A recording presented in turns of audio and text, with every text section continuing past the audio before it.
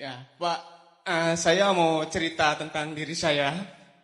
Beberapa bulan yang lalu saya berbuat kesalahan kepada istri saya. Eh, Waktu itu mungkin saya lagi capek atau hilap. Saya membentak istri saya di depan anak-anak saya. Meskipun sampai saat ini saya sudah minta maaf, saya masih merasakan rasa bersalah dalam diri saya. Dan saya merasakan perbedaan istri saya terhadap saya sampai saat ini. Mungkin saya gimana caranya agar istri saya benar-benar tulus memaafkan saya. Bagaimana caranya sikap saya untuk ke depan, Pak, agar saya berdamai dengan istri saya dan untuk bahagia menjalankan hidup di depan nanti. Baik. Mungkin itu saja Pak Ustadz. Baik, Sekian dari saya. Izin sebelumnya. Ya, Istrinya ikut juga ikut hari Pak ini? Ustadz, ikut. Ikut.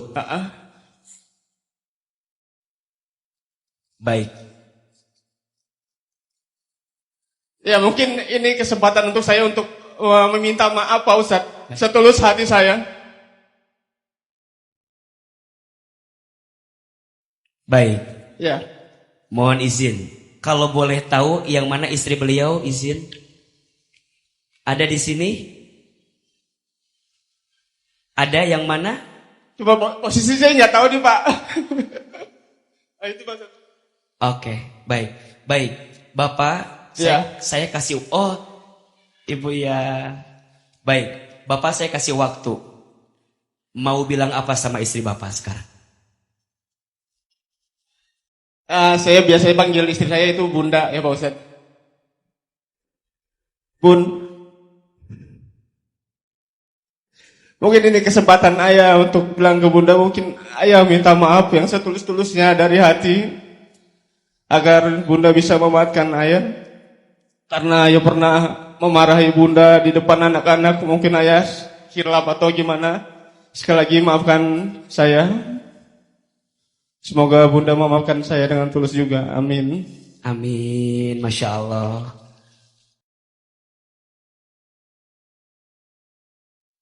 Bapak, Ibu, rumah tangga itu sekolah yang paling lama.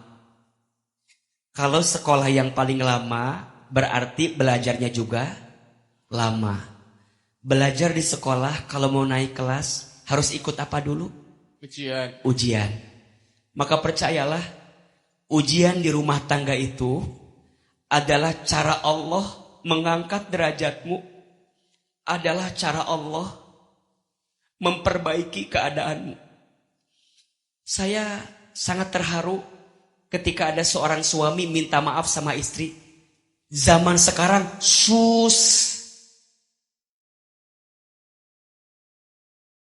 susah dan sulit nyari suami yang mau minta maaf sama istri. Iya apa iya?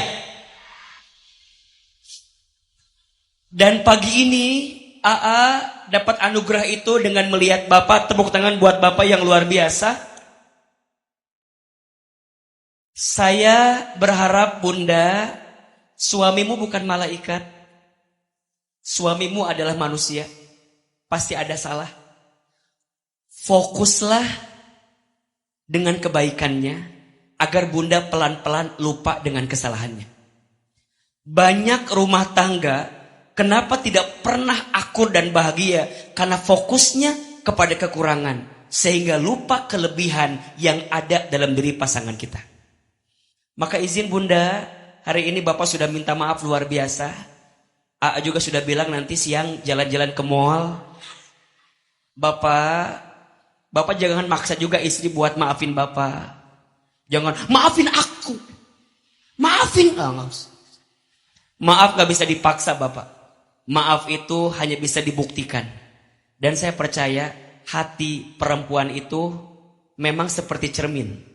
Al-mar'atu kal mir'ah. Perempuan itu hatinya seperti cermin.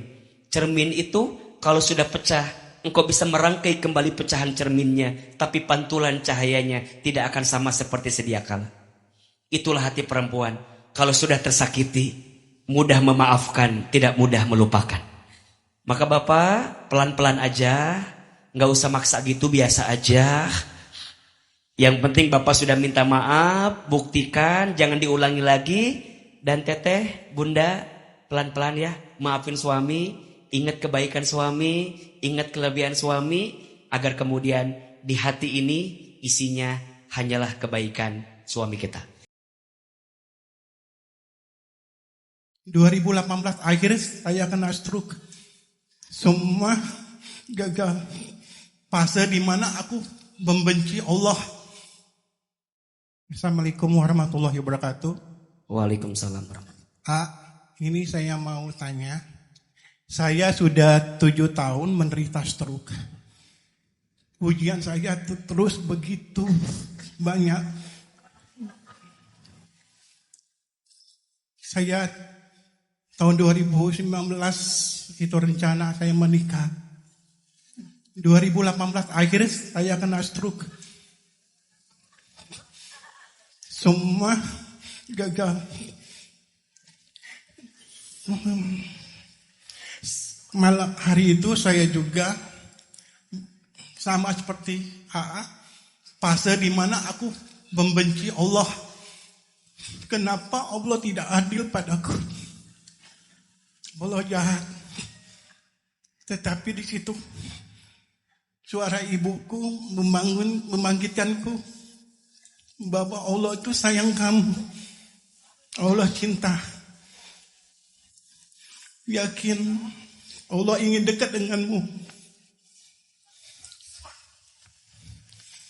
Ujian lagi, ibuku meninggal. Kadang aku merasa sakit, benci dengan Allah. Apakah itu ikhlas atau belum yang saya hadapin sekarang, Ustaz? Itu aja. Baik. Setelah waktu gagal menikah, sebabnya apa? Memang karena emasnya sakit atau apa? Saya baru sakit karena 2019 saya menikah, harusnya menikah. 2018 akhir saya kena stroke. Dan itu stroke sebelah dan tidak bisa apa-apa, tidak bisa ngomong, tidak bisa berjalan, hanya terbaring. Sekarang masih melakukan terapi untuk ke dokter. Baik. Mau ke depan peluk sama Ahilman, mau sini.